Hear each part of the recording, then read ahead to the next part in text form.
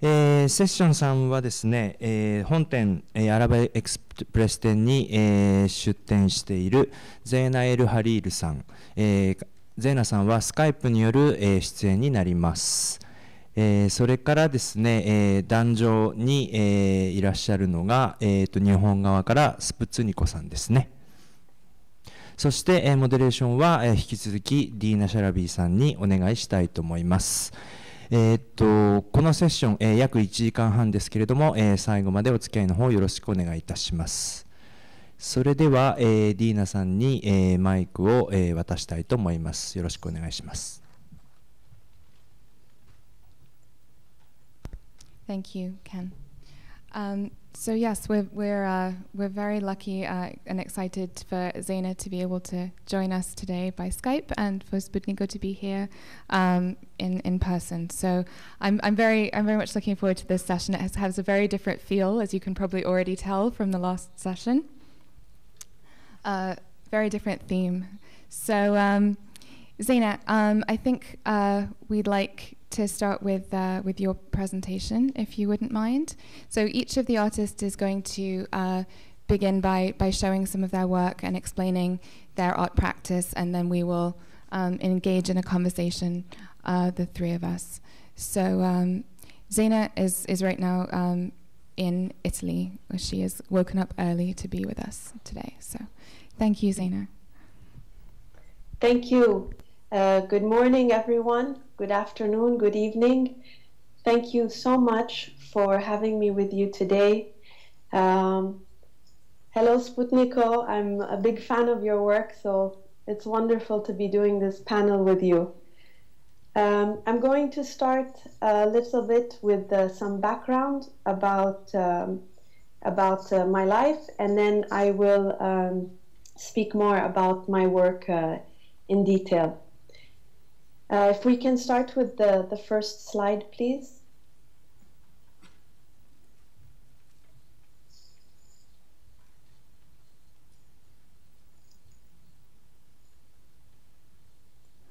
Can you see it? Over here? Oh, it's up. No, yes. That's not the first one. That's not the first one. No. Which is the first one? That's the first. No, go back. The three men. The three men, okay. Mm-hmm. This one? Yes. Okay. All right. Okay. This is going to be fun. Wonderful. Okay. So, I come from a part of the world that is often associated with violence and hostility.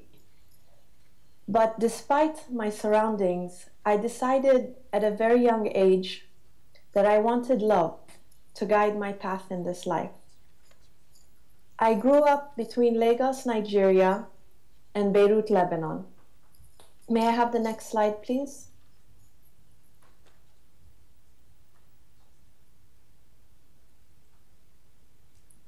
Oh, that's not the... No. No. Yes. Okay, they seem to be out of order, so we're going to be playing a guessing game. But it's fun. That's You'll get okay. to see all of them many times.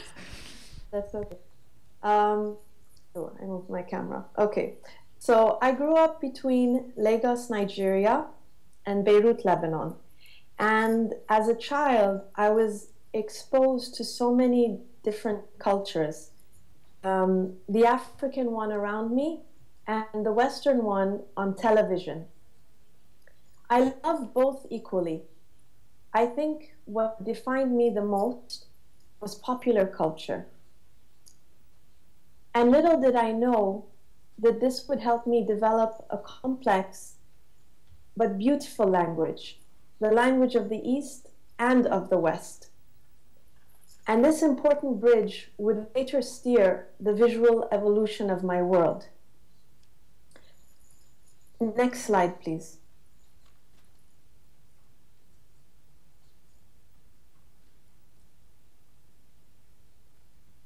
Nope. Keep going. Keep going. keep going. Okay. Thank you.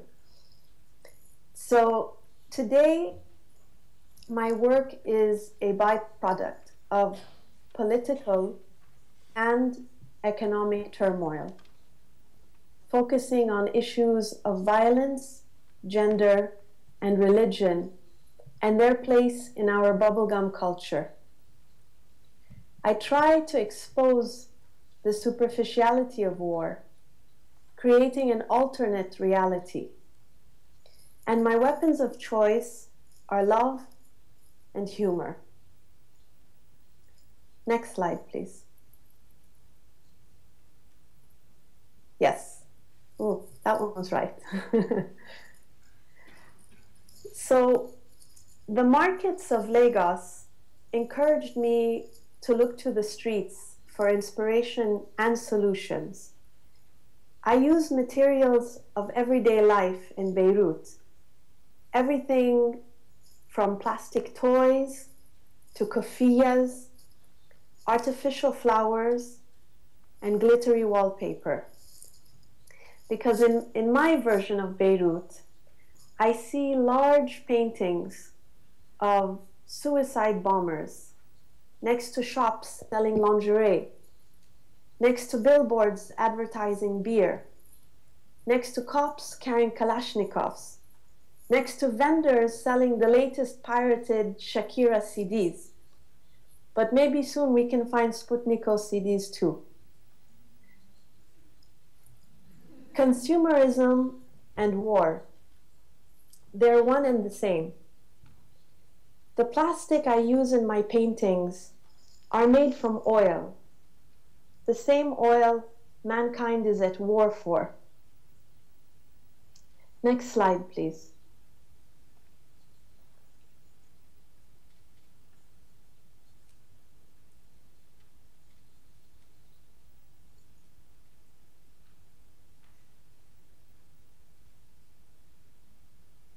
Okay, that's it. So, I use the color pink a lot. Pink, it's like cotton candy. It's fluffy and sweet.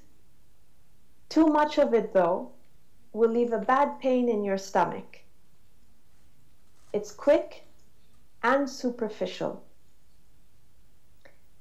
Barbie, G.I. Joe politics, and cherry cola, to me, represent a generation that grew up pink. My generation is completely embedded in consumer culture. We are the pink generation. Next slide, please. Okay, that's right. But so other than shopping and MTV, there is a beautiful and powerful side to pink.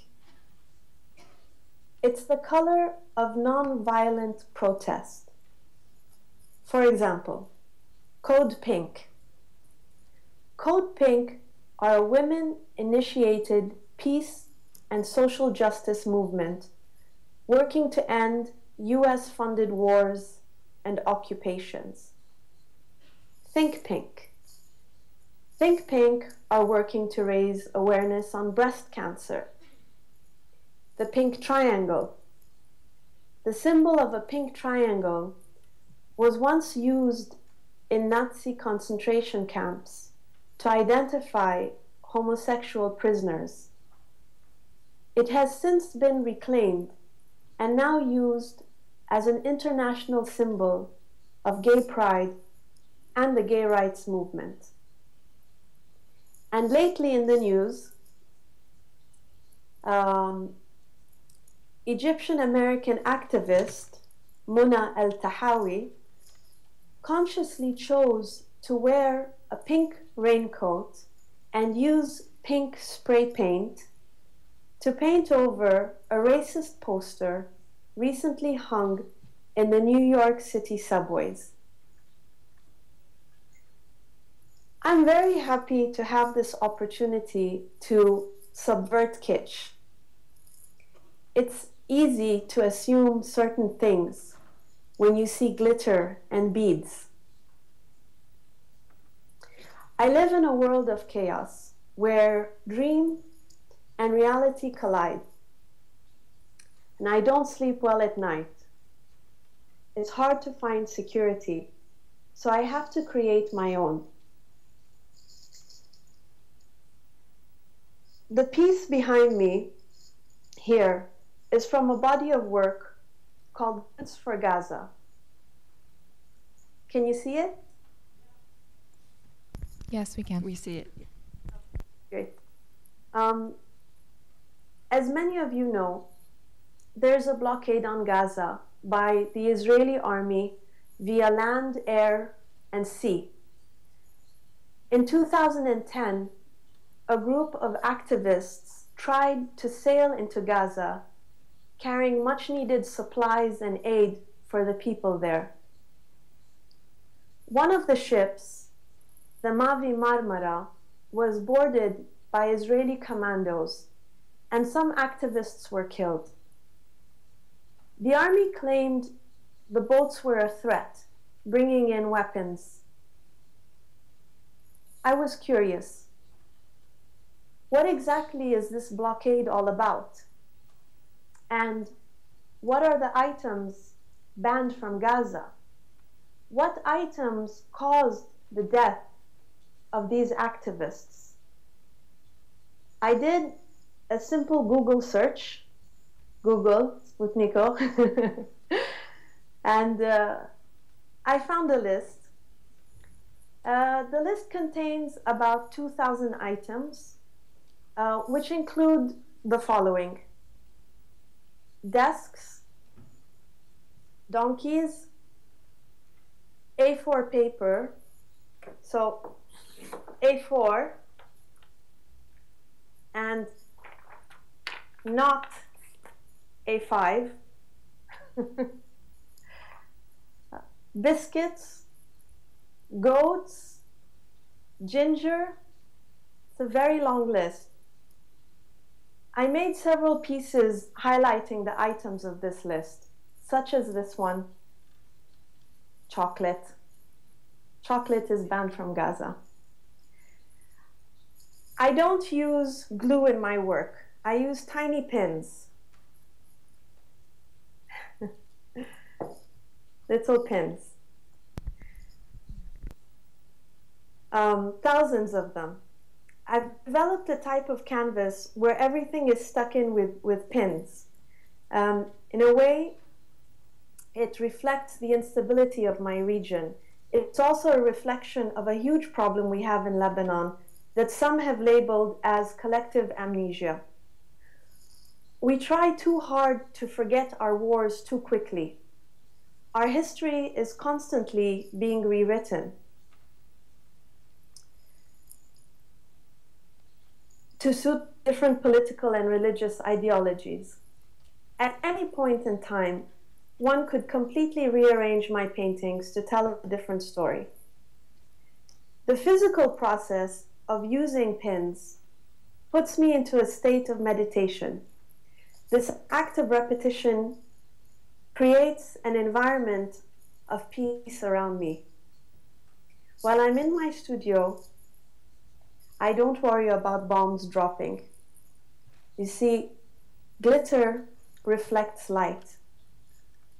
And the more color and glitter I use, the closer I am to light, to the source. The pink objects and embellishments are my positive energy. I take aim and shoot them into the heart of fear to negate the negative.